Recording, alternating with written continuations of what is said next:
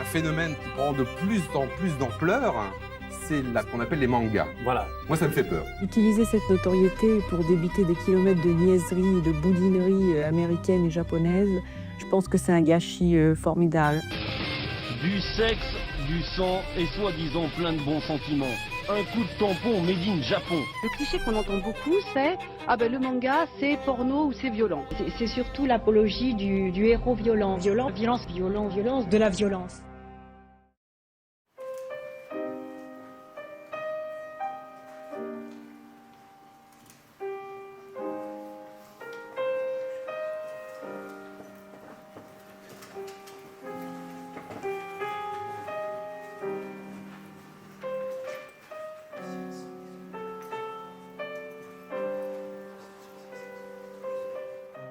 Alors les auteurs, ce sont des gens qui ont des choses à raconter. Les mangaka, ils ont beaucoup de choses à raconter dans leurs histoires.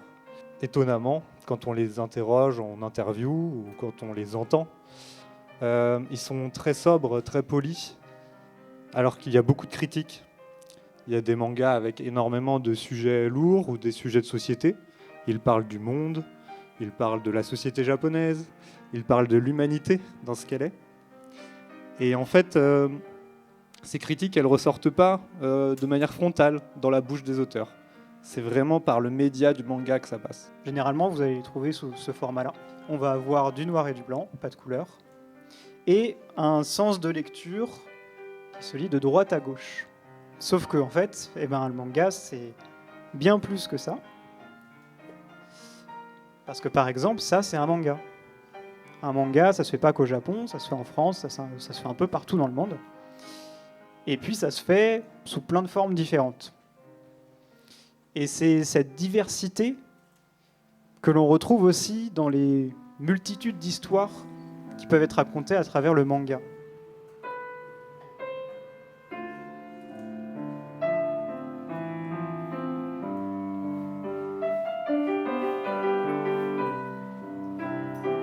Avec cette conférence, on va essayer de se poser la question finalement, si on enlève un petit peu le dessin, si on enlève ce qu'il y a de graphique dans le manga, qu'est-ce qui reste ?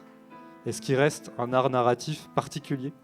Est-ce qu'il reste une façon de raconter les histoires, un regard spécifique à ce genre littéraire ? Donc en fait, les mangas ils vont être publiés chaque semaine par chapitre dans ces magazines-là.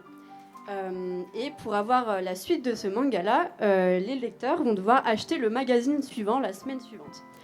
Mais il faut savoir qu'au Japon, si les mangaka n'arrivent pas à convaincre le lecteur que leur manga est bien, et bah, tout simplement, en fait, le magazine arrête de publier ce manga-là. C'est-à-dire qu'il va falloir produire vite et aussi en quantité. Donc quantité de chapitres, mais aussi quantité à l'intérieur du récit. Donc quantité de suspense, de retournement de situation, de peur, de combat, pour vraiment tenir en haleine le spectateur et que les lecteurs ont envie d'acheter en fait, le prochain manga, le prochain magazine. En fait, ma seule motivation le matin pour me lever à l'époque, c'était de savoir comment Yugi allait réussir son prochain duel de cartes, comment Goku allait réussir à battre son adversaire, comment Détective Conan a réussi à élucider sa prochaine affaire. Et en fait, je pense que à l'époque, si vous m'aviez demandé pourquoi le manga ça me plaît autant, je vous aurais simplement répondu que c'était cool.